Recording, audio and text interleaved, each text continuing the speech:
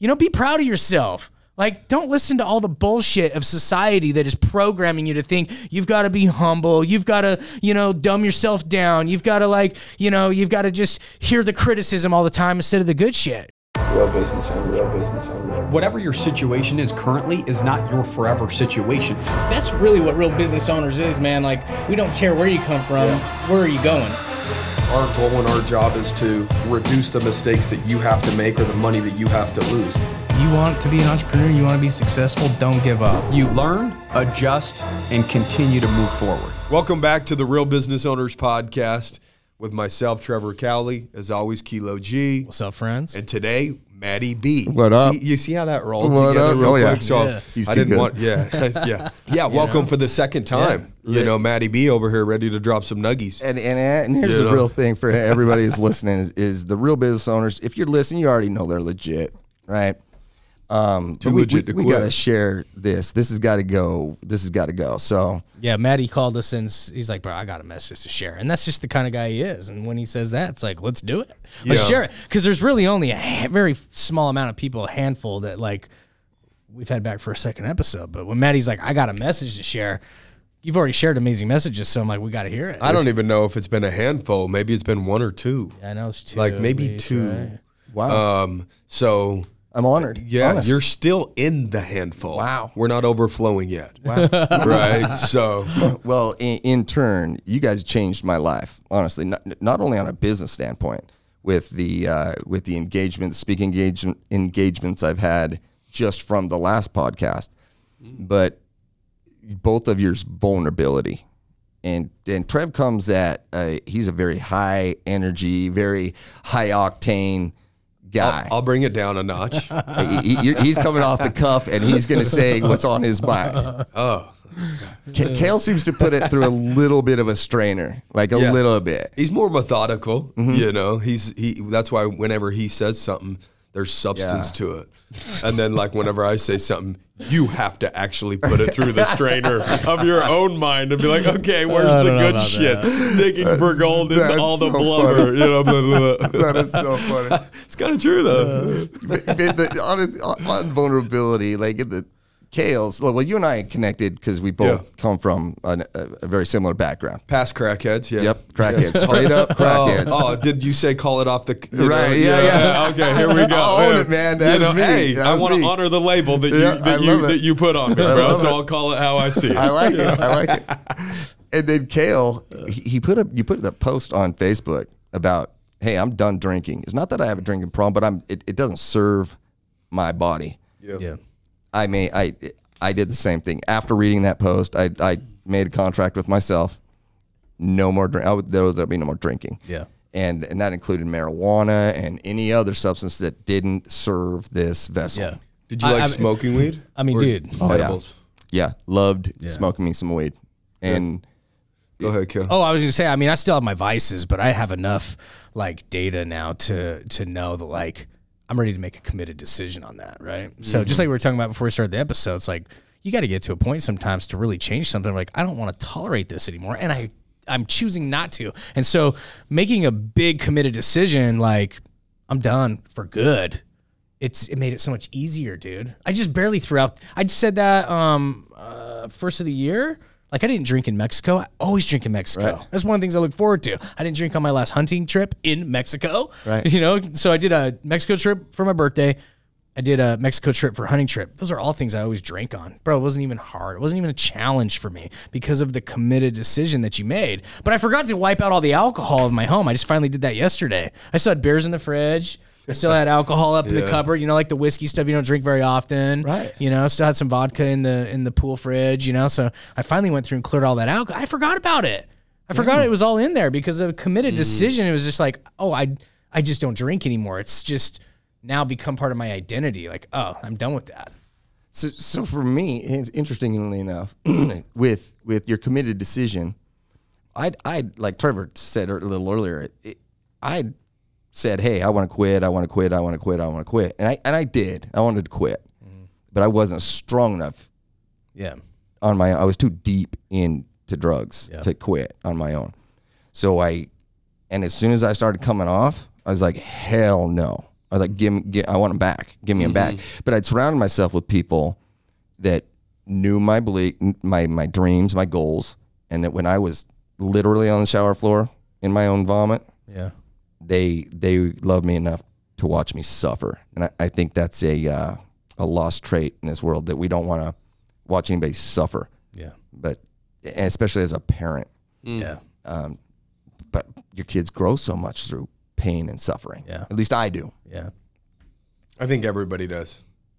What caused it? What could I do to correct it? Like, these are all, you know, when I was going through withdrawals and I quit using drugs, whatever, 13, 14, 15 years ago, I stopped counting because I don't really, that's just old. I don't really celebrate, oh, I'm clean X amount of years. Like, that's cool if some people do that and they want to celebrate that. That's just really not my thing. But when I was in the muck, like going through my hell, I think we all create our own hell. And, you know, we just turned a blind eye to it. Eventually you have to turn around and walk through the hell that you created, right? And on the other side of that hell is a new version of yourself. You're going to be forged by the fire, right? But when I was going through my hell and finally faced the demons or faced the problems that I created for myself, because 99% of the problems that we deal with are problems that we just create for ourselves. We just prefer to blame it on other people because it's easier that way.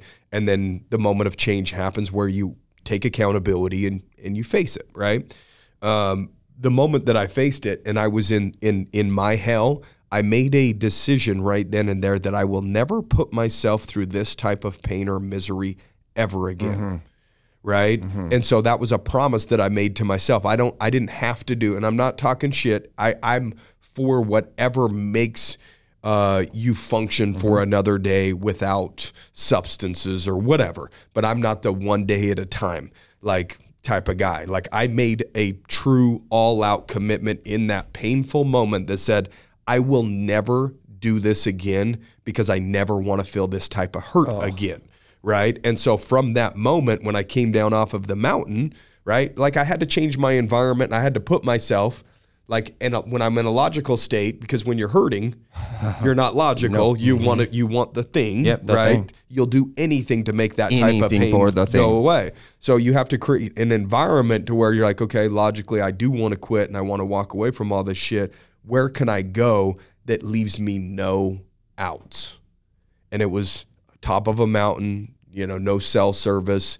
If I decided to walk away, I would have died out in the mountains, right? It just got too cold, or bear attack or whatever, right? So created an environment when you're logical to go into that environment and say, I'm done. Like, because my parents they're not going to take me down off the mountain for nothing, because they already know why we're going to the mountain, right? And so that was the situation, and I handled my business on the mountain, coming down from the mountain. The commitment was already made, right? Like, it's like like Kobe Bryant said, he signed a contract with himself one summer, and it was a commitment. I signed the contract. I'm going to honor the work. Do you think he signed the contract every single day that summer? Hell no. And recommitted to the same contract every day? Or did he just sign a contract with himself and say, this is what it's going to look like and this is what's going to happen? I signed a contract with myself one time and saying, I'm not going to go through this again. And that is powerful enough for me to say, you know, it's just not going to happen anymore. Now, some people sign a daily contract, you know, NA or AA, like, you know, just one more day, just not today. And I'm cool with that if that gets you through your thing, because everybody's running their own race. I'm not like, I used to say, well, you have to do this or this, and because I thought I had it all figured out. Like, everyone should do it my way because it's working for me. Right? Like, I'm starting to get to the point where it's like, dude, everybody's running their own fucking race. And like, whatever you need to do to win your race, your goal of success or your goal of physique or your goal of, you know, a good relationship, like whatever that looks like for them, like, cool, do you. Right. But, you know, figure yourself out well enough that what works for you. And if it's the one day at a time, or if it's a one-time contract, cool. Like, just know yourself well enough that you keep it real with yourself and you do the things that you know you need to do to get the result that you want. You know if you're keeping the door open or not, right? Yes, and so when you make the ultimate contract, maybe the ultimate contract is that you're going to make a daily contract.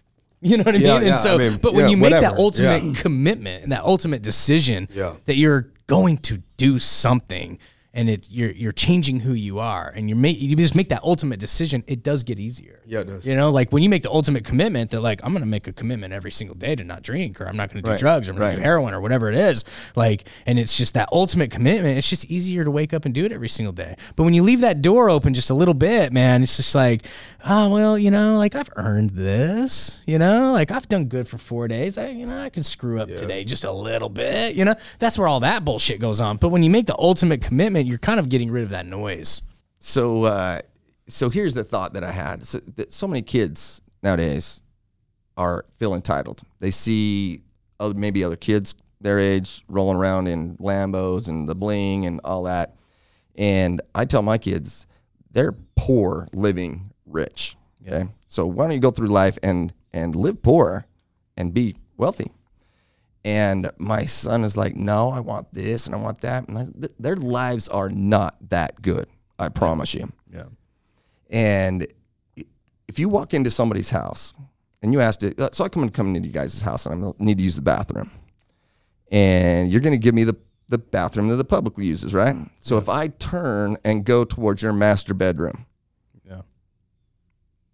that's not right. Are you gonna stop me before I go to your master bedroom toilet, or are you gonna let me keep on rolling through? I'd let you roll through. I would too. The neighborhood kids But just hang out in our if it was bathroom. someone I didn't know, I'd be like, yo, dude, no, you can go use this bathroom, right? Like, because we have get-togethers at our house at times. Some people show up I don't know. Like, I wouldn't let them go back in my master suite. I'd be like, no, dude, you can go right here off the pool one, you know?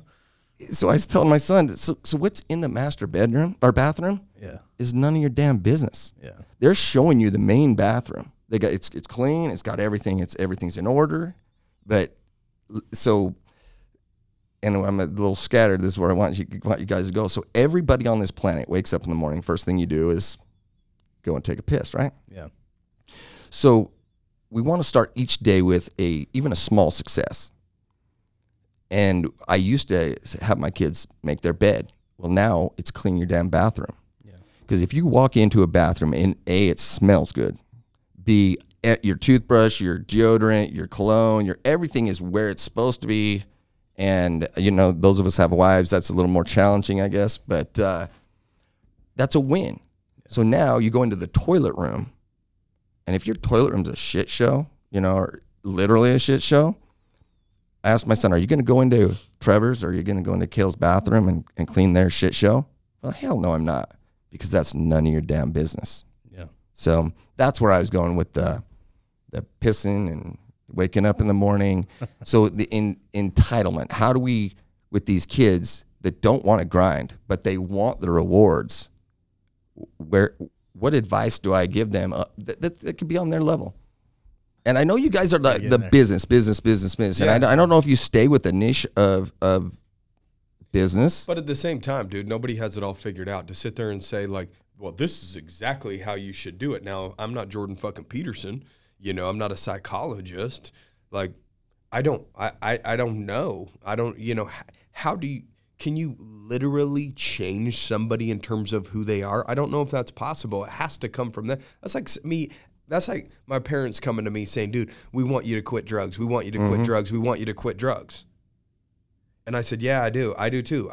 I lied and lied and lied, you know, to show face right there. And I kind of did. Like, I was kind of sick of the lifestyle, but like, ain't nobody going to say or do something for you that's going to make you want to do something until you come to that realization yourself. Like, I had to hit a low place personally and ask myself the right questions. Am I on the path that I really want to be on? And that's what created change. So I guess probably the best way to do it is figure out how to ask the right questions. I don't know. Like, you know what I mean? I don't know. So for you to get clean, was there a specific moment in time? There was for me. It was a absolute, when my little girl, and I'm stoned out of my mind in the front seat, and she asked my wife, are all those pills, what are they? And are they really going to kill dad? And she was 12 at the time. She's 23 now. That moment in time, and I'd been told, you got to quit, you're an addict, you're not allowed in the house, you know.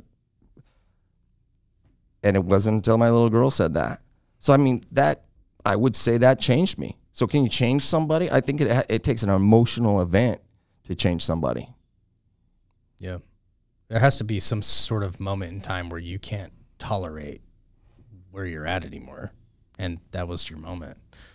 And yeah, it was the influence of your daughter, you know, but you had been steadily going down this path for so long. And it was like hearing that is this moment of like, I have to change. There's really only two things that will produce a change in somebody, and it is getting to a point that you literally cannot tolerate it anymore, the bottom of the barrel, so to speak, or you literally have a desire so much bigger than yourself, you're willing to do whatever the work and sacrifice whatever it is to get there, right? And those are really the only two things that really produce change in people, is like you've created such a desire to create, you know, and really sacrifice for it, or you've literally gone down a path to where you literally cannot tolerate where you're at anymore. You know, and so those are there. I heard that from somebody. I can't even say who it was. I can't source it, but that really stuck out to me and resonated with me, because I was just like, man, that's true. Because everything that I have created was from one of those places. It was like, man, I just want that so bad for myself, or, you know, like I'm willing to sacrifice and do whatever it takes to get there, or I cannot take myself anymore. I need to make a change. So for any addict listening right now, it's better on the other side. Like it's tougher at first, but life is clearer. It's like literally images are crisper. Yeah. Your thoughts are more, or they come quicker. You know. So if you're struggling with addiction, and which we all, I mean, Trev talked a little bit about good addictions, you know, on one of those episodes. And I was growing up, and there was a girl that was addicted to water. Kid you not. But it was bad, because if she didn't have a bottle of water with her, she couldn't function in her purse. She needed to have, so it was like a security blanket for her. So I think, you know, anybody dealing with any type of addiction, these phones for kids, or heroin for people like me. Food. You know, just, man, there's so much, like, wow. You know, it's easy to say I'm not an addict, like even with the alcohol thing, bro. It's like, I didn't drink every day. I didn't wake up needing it, you know. It wasn't like, you know, robbing liquor stores, you know. I wasn't, you know, I wasn't like this full-blown addict over alcohol, but I did know that over the course of time, like it was a problem in my life, right? But then even like with food, I know that is a weakness of mine, you know. I'm still working on that, right? I'm constantly like, you know, like doing the whole guilt shame thing back and forth thing. So it's like an ultimate commitment needs to be made there, you know? So yeah, dude, people all struggle with some form of addiction, I think, you know, but like, you know, when you think addict, you think, you know, like, crackhead. Yeah, I think you're crackhead, dude. You can't, you know? No PC, you know what I'm saying? Like, Trev's just going to call it like it is. Straight junkie. You know, I want to bring something up just real quick, because you said something like, hey, you know, when I go on hunting trips, I usually drink, or when I go to Mexico as a margarita or whatever. To it. Yeah, right. And so what it is it's these environments that you go into that you say, this is who I am when I go into these environments, and you got to the point where it's just like, no, this is who I want to be, and this is how I feel best in my body and mind, and it doesn't matter the environments that I go into or where I'm at, I'm still going to be this type of an individual. And how many times do people, you know, go into an environment and they, as a chameleon, change who they are as an individual to, and the environment controls who they are, not them, right? Like when you go to Vegas and you decide to, like, you're not normally a partier, but you go to Vegas and you go to strip clubs and you go partying and you go gambling, but that's just not normally who you are. Is that, you know, the environment controlling you, or is that just who you are? Damn right. Right? You know, so like we go into these environments, and it's super important to understand, you know, like the saying, the top 5 people you hang out with or whatever is who you become. That's no different than, all that is just an environment that you're putting yourself in around people. But there's also environments that aren't human beings, like Mexico, Cancun with a margarita. That's an environment. It doesn't necessarily mean it's around a certain amount of people, but like people shape shift depending on where they're at, versus saying, this is who I am as a person. I wake up at 6 a.m., then I, take a piss. Right. Do my gratitude, and then I move my body and I hydrate. And it doesn't matter where they're at, like whether they're in Cancun or whether they're in Vegas, they're still getting up at a certain time and executing based upon their identity and who they are versus letting that environment dictate who they become.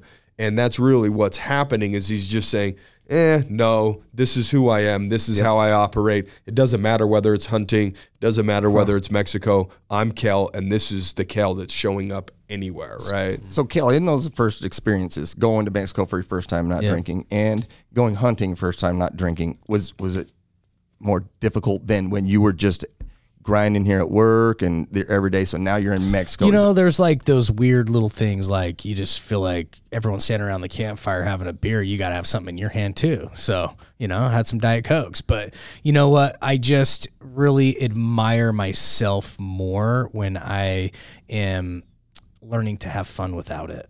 You know what I mean? So it's like for so long, business networking at the bar after an event or some speakers or whatever, it's like, you want to loosen up and you want to have a drink and, so that you can flow better. Dude, that shit's the devil, bro. You know what I mean? It's like you don't need that stuff to actually just have fun and be who you are, right? And so I admire myself more for like having fun without it because that's who I want to be. And when I do have fun without it, I admire myself, I'm proud of myself. And so really it wasn't that hard because it was like after day one, everyone's drinking around the campfire. I had some Diet Cokes. I still said some funny shit. We all shared some funny jokes. We all had fun. We had a great day out hunting. And then we went to bed. And when I woke up in the morning, I was like, confirmation, I can have fun without it. You know what I mean? I don't need the devil to like, sell me some bullshit that like, oh, but you're going to speak so much better if you just loosen up a little bit and have a few shots of whiskey. Right. Got you. You know what I'm saying? So, Trev brings up taking a piss. I'm dealing with some youth. Yeah. And they just want. I love that you love to pour into the youth too, dude. I love that. That's my jam, man. Yeah. That is my jam. I don't know why, but I've got that gift with youth and we connect and we have a good time. I talked to somebody today at the gym. And I said, you were going to come in for a podcast. And he said, Matty B saved me. No way. Yeah. Braden Oaks. Oh, bro. He said, dude, he came and spoke. And I was like, Braden's making my a boy. lot. Yeah. He's like, dude, I love Matty B. He's like, dude, I was in a bad place. Yeah. And when we were young, he came and spoke. And he spoke to me. And it changed me forever. Yeah, that humbles me, man. I tell you. So when you say you like to speak to youth, and you're like, yeah, I do. It's just weird that I saw him at the gym today. Interesting. And he said something about a podcast. I said, yeah, me and Kel got one today. A guy named Matty B here, he's like, oh, I love Matty B. He saved me, or whatever. So kind of comes full circle, I guess, right here. Yeah. I think we're all cool. We're all in this earthly existence together. And I really think that we can make this place better. I do, one person at a time. And thanks for sharing that. Yeah. And Braden, I love you, bro. I love you. So, dealing with these kids, they see what these other kids have, like these YouTubers and stuff. They don't know these people, but they have the Ferraris and they have the bling and all this other. And I'm thinking, how do I get through to these kids? How do I break it down on a level that they'll understand? So I ask the question, what's the first thing you do in the morning? And, well, I take a piss. All right, cool. So as you walk into your bathroom, is it orderly? Is it clean? Is there towels on the floor? Is there toothpaste and everything everywhere? Or is your shit taken care of? Is it good? You were describing my bathroom just for a second there. The orderly one, though, right? No, the toothpaste, just kidding. So you're coming in there, and then I ask, as you go into the toilet room, is it a shit show? Like literally a shit show? You have been, bruh. Right? Yeah. And they're like, okay, how's my bathroom, whatever, but where's he going with this? And if you go over to somebody's house, if I go to Kel's or your house and ask to use the bathroom, you're like, yeah, it's right down the hallway on the left. You're telling me the one that the public uses. You don't know me, though. Yeah, hey, come and use the bathroom. But I turn right instead of left and start heading towards your master suite.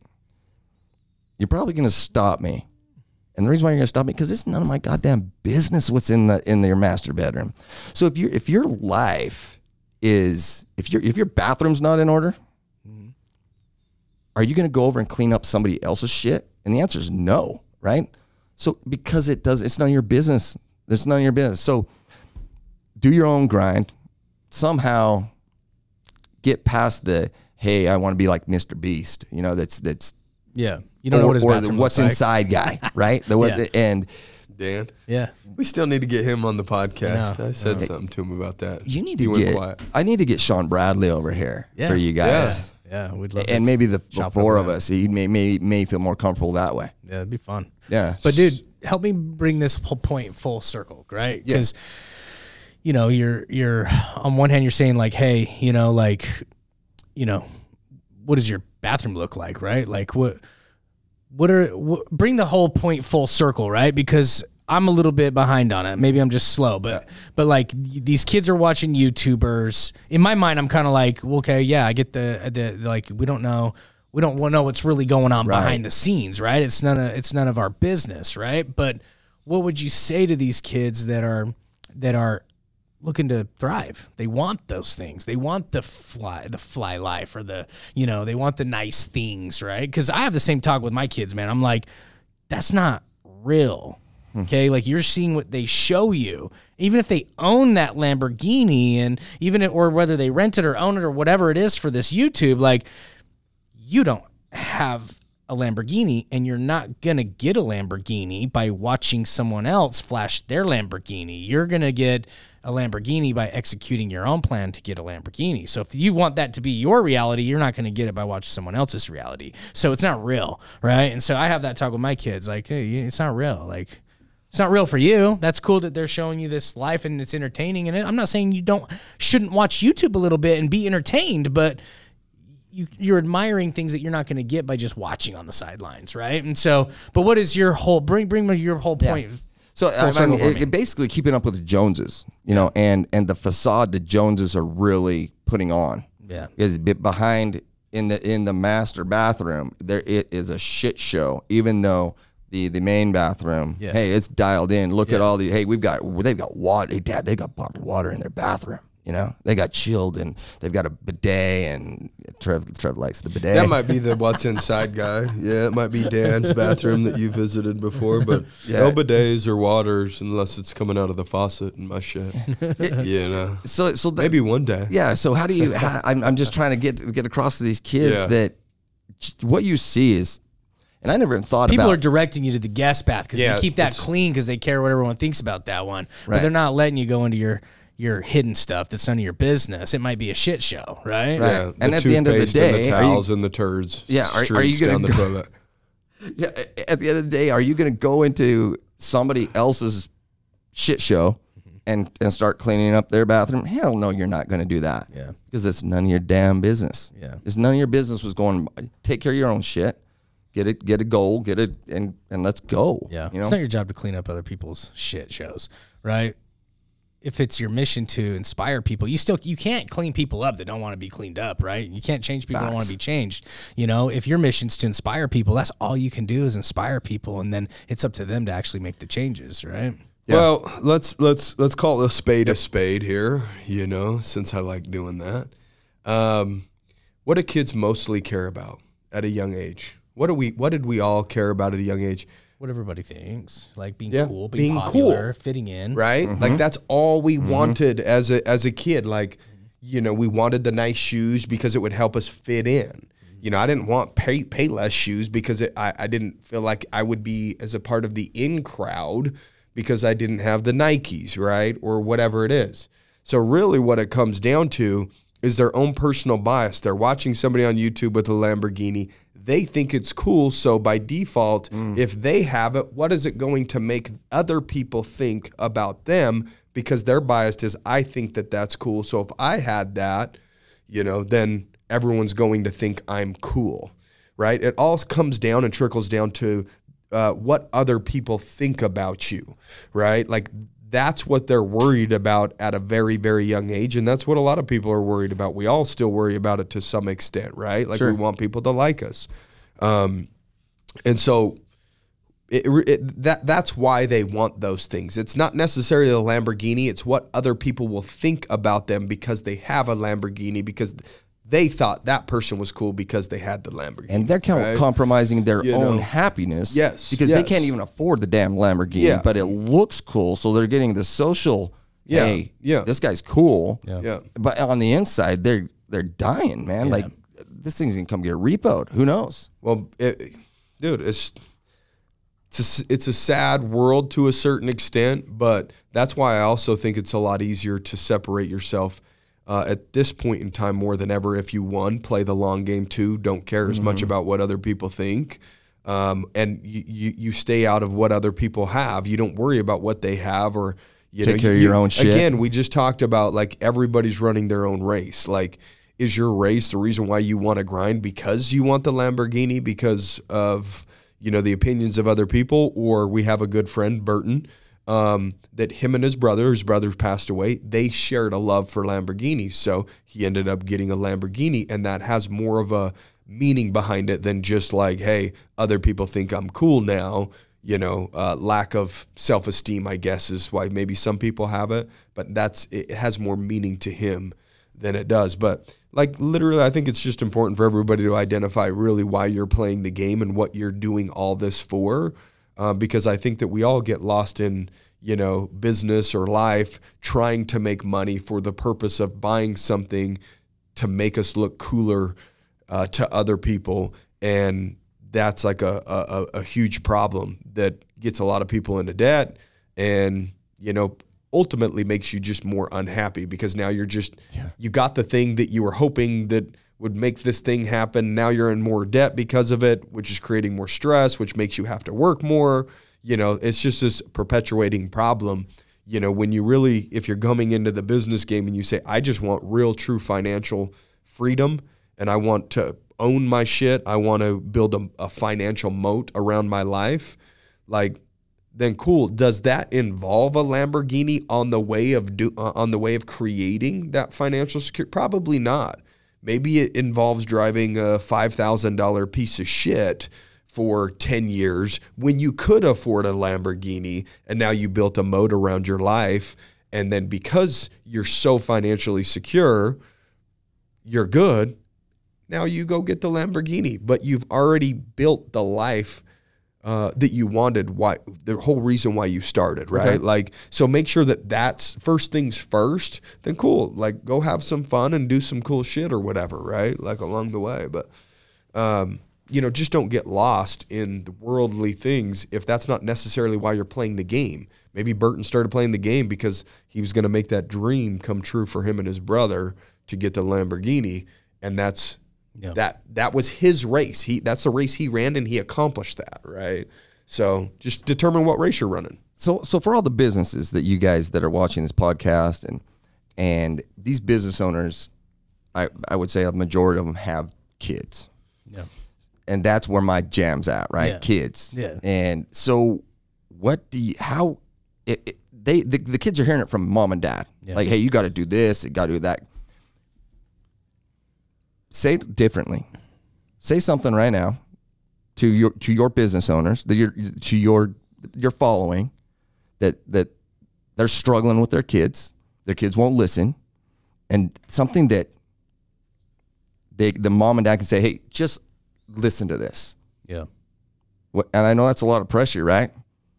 But what do you say when mom and dad have said it over and over and over again? Now all of a sudden coach says it, and your kid comes home and he's like, hey, I got to do this. I'm like, I've been saying that for years, bro. Yeah.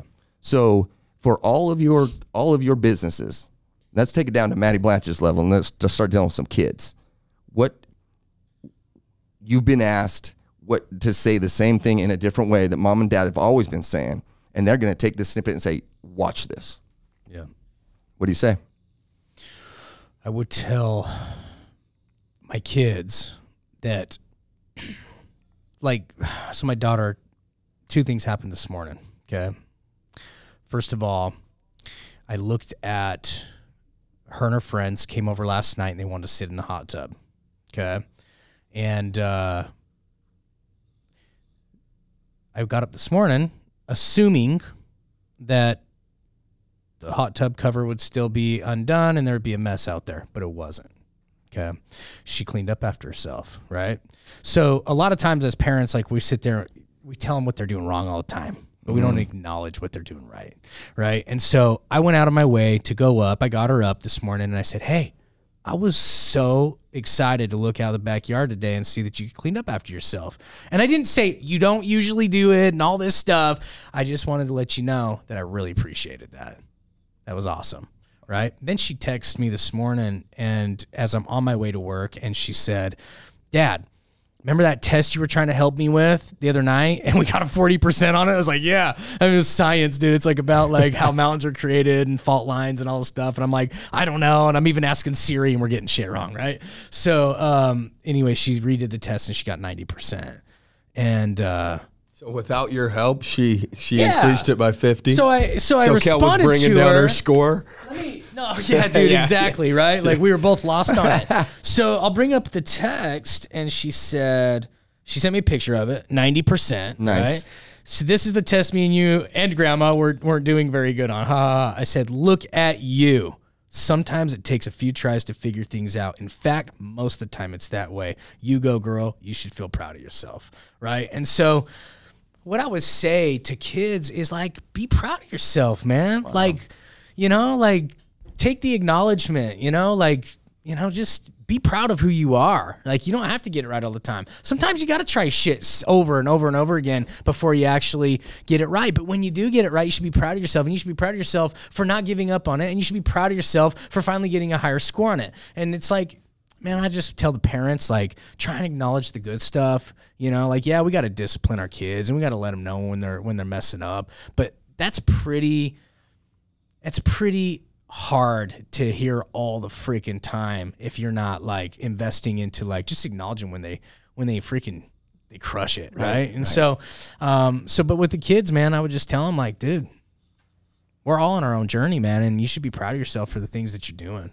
Right. You know, and so I don't know, man. Like I'm still figuring it out too, dude. You know, like I see a lot of areas where I could be better with my kids and I could lead better in my home, and I'm constantly, you know, working on that. But man, people need to hear when they you know they should be proud of themselves, and you know, like we got to all leave people better off. Like society, right. You know, I'm not to go on a huge long rant here, but society trains us to be humble in such a not great way, right? Like, you know, if I look at Maddie and you're just crushing it at life, and I tell you like, hey, bro, like, you know, it just seems like you're killing it, dude. Like things just seem to work out for you. Everything you touch turns to gold. Our natural response, because society has trained us to, is to be like, well, you know, dude, yeah, I mean, thanks, man. Like, I don't know. You don't see all the failures too, bro. It ain't always this glamorous, right? Right? But like that opportunity that you had to actually leave someone better off and truly inspire them didn't happen through your humbleness, right? Right. In fact, you left them worse off because they're like, oh, wow, that didn't sound very great, you know? But like we're all just trained to be these like humble beings, and it's like, honestly, dude, if you would have been like, dude, thanks, man. Yeah, I am the kind of person, shit just works out for me. Thanks for noticing. Yeah. That person might be like, well, that was weird, but he's going to walk off and be like, a little bit more inspired. You somehow gave that person permission to start owning that shit works out for you too, right? And so I just think that like our messaging needs to change, and especially with the youth, going back to your initial question, is like, dude, start giving them permission to just own that shit works out. Shit works out for you. You know, be proud of yourself. Like, don't listen to all the bullshit of society that is programming you to think you've got to be humble. You've got to, you know, dumb yourself down. You've got to like, you know, you've got to just hear the criticism all the time instead of the good shit, right? And so that's all my messages that I would give, dude, is because that's just stuff that's been top of mind for me lately. Is I just want to inspire people to just own the fact that shit works out for you, and that, you know, we should all try and leave each other a little better off than we found ourselves. And we're not leaving people better off than we found them if we're just literally just taking the humble road and being like, no, man, my road's been shitty. You see all this great stuff, but you don't see what I've gone through to get it. And there is importance to that at a certain level, but it's like, you know what? We can also just own the fact that like, yeah, man, shit works out for me. I do the work, you know? So anyway, that's kind of my message to the youth. Hell yeah. So Hell yeah. Listen, you've You both changed my life, and I want go ahead. I want to hear your response first. I took like 15 minutes on It's that. all good, bro. I do that all the time. That's the thing. I was like, damn, he and spitting. Yeah. Thanks, brother. I concur. It's fucking good, man. That's fucking good. You know, the only thing that I would add to that, because it was very well said, is like, again, let's put ourselves in the shoes of a kid. And you said something like, well, I've said that. You know, why did when the coach said it, all of a sudden that now they want to do it? Yeah. Are you somebody that your kids fucking look up to? Wow. Like, that's the real question, right? Like, when they actually look up to you and idolize you and respect you in that manner, like, what you say is gold. It goes a little bit deeper, right? And so, like, when we are coached by somebody, guess what we feel as kids? We idolize the coach. They know everything. You put them up on a pedestal. You, again, don't get to see their master bathroom, you know, or whatever, however you want to put it, right? You don't get to see what's behind the scenes. But if we put ourselves in the shoes of being a kid again, anybody that we idolized, we would do anything for, right? And so I just think, you know, if we are beating up our kids all the time or whatever, as Kel alluded to, you know, they're probably not going to idolize you. But, like, are you taking them with you on this journey of life, right? Like, when I go on my runs and walks or whatever, my kids, you know, we go on bike rides and we do a lot of different stuff together. You know, I was sitting the other night, 2 nights ago, you know, sat in the chair to open my book, and my 2-year-old went and grabbed a book and sat on the couch next to me. She says, I'm reading a book like you, Dad. You know what I mean? So, like, you're only an example if they actually look up to you and idolize you. And the only way that that happens is if you're operating at a very high level as a human being and living an example life by showing them what a good human being is, or a productive human being looks like. And then at that point, they're like, when you speak, it has merit, right? But, like, if they're probably not going to idolize you if all you're doing is beating them down, beating them down, beating them down, beating them down. What you say is whatever, because if you're telling them and trying to teach them a lesson at that point, to them, they're going to chalk it up as you probably beating them down again, right?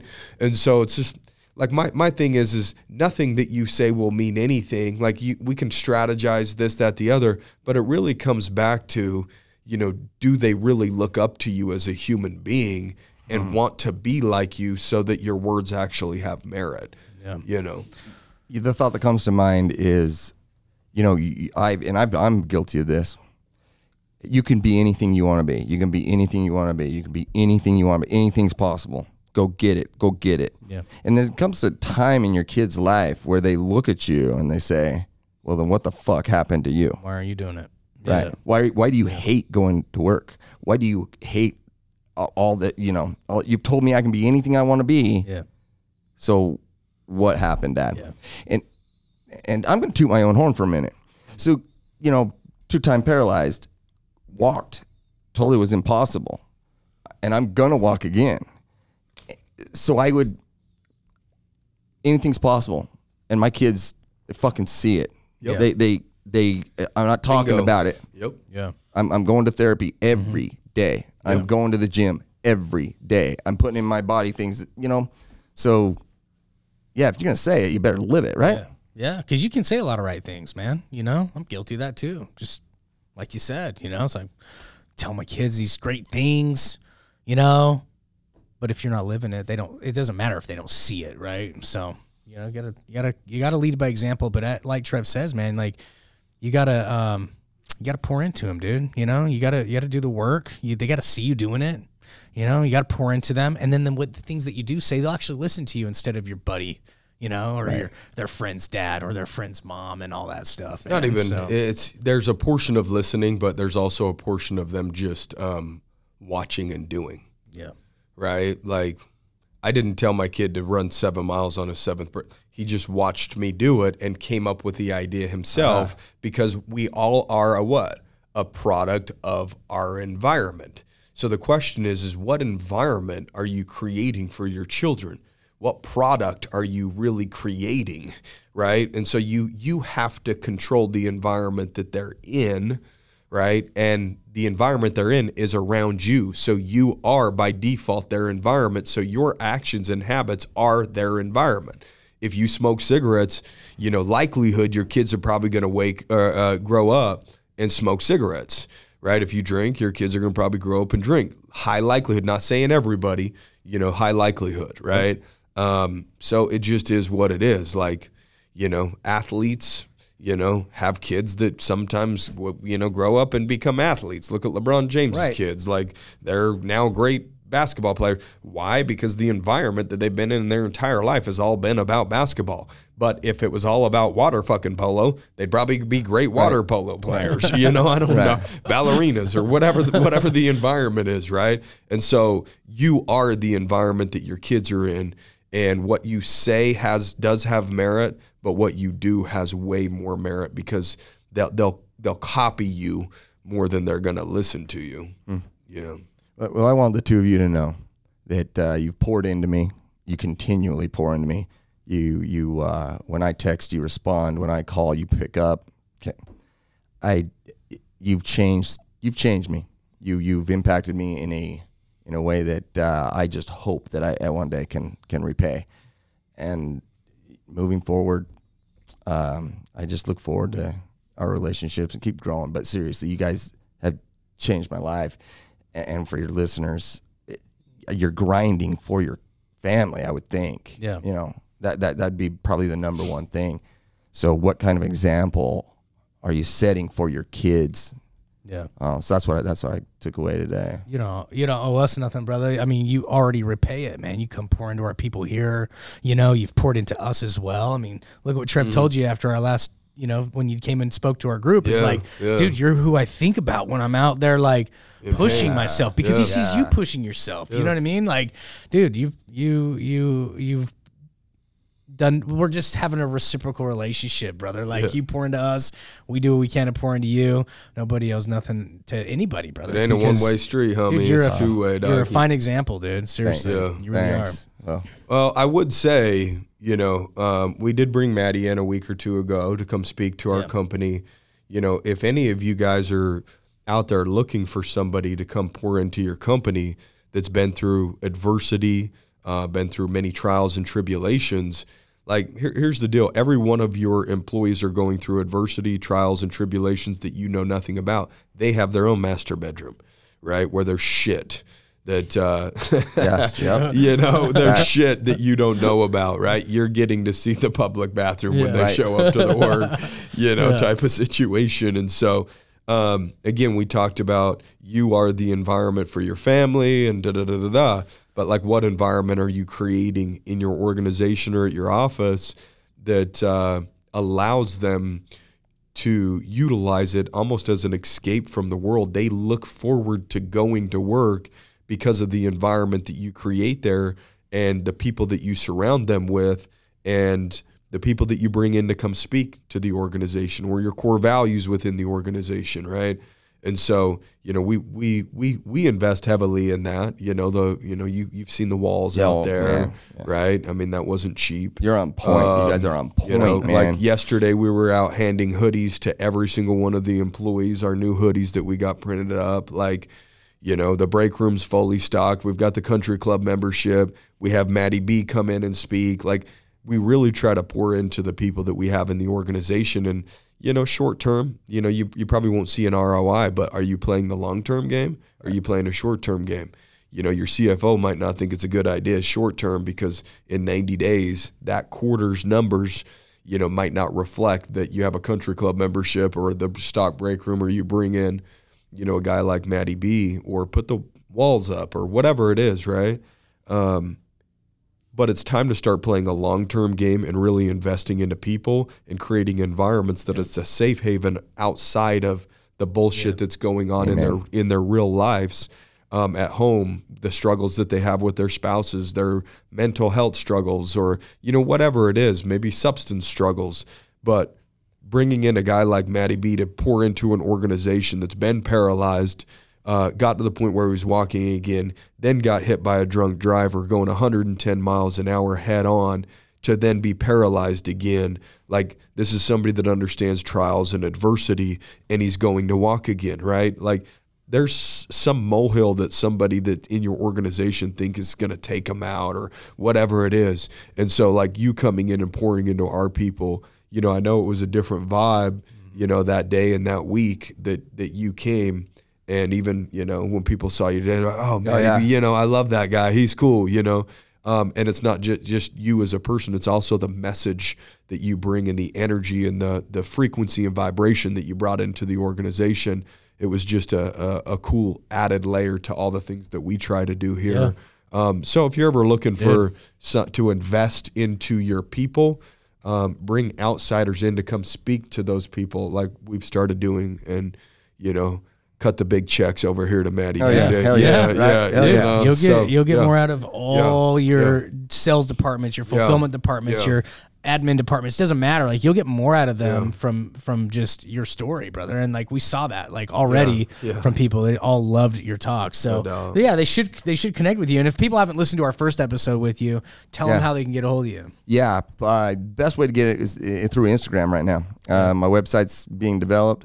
But it's Matty Blanch 3, MattyBlanch, and the number 3 on IG. Facebook, I have a page. It's Today's First Step, and then also Matt Blanchard. Just so 100% inspirational. They're both all my social media. Yeah. So anyway, get a hold of me that way. We're his agent, so you could also reach out to us. Or get with Trevor and Kale, This is our new business, Kale. We're expanding into an agency. You know, we're not the cheapest. I wouldn't put it congratulations. Congratulations, you're our first client. Okay, welcome aboard. Welcome aboard. You just shook on a 50-50 deal. You know, we'll book it. You know, you go out there and make it happen. Pretty, man. You know, we'll take style. this. You work for us now. 10%, 20%. I was watching. You'll get what you get. I was watching this new show because, like, I had to watch it. Sylvester Stallone. He came out with a series called Tulsa King, where he's this mob dude. He goes away for 25 years. Have you seen the ads? I've seen the ads. So I'm like, dude, he looks so good. He's 76 years old. He's amazing. I'm like, I got to watch the show. So I'm watching it, and it's like that. He goes into Tulsa, and he's like, you work for me now. You know, I'm taking a cut. You know, he's just starting to build his clan in Tulsa, from New York to Tulsa, and I'm like, this is we have it recorded that we just shook on. We should. Yeah, you know, listen, it was a verbal agreement and with a video handshake. There we go. And we're gonna take that to the highest. Okay, that's my.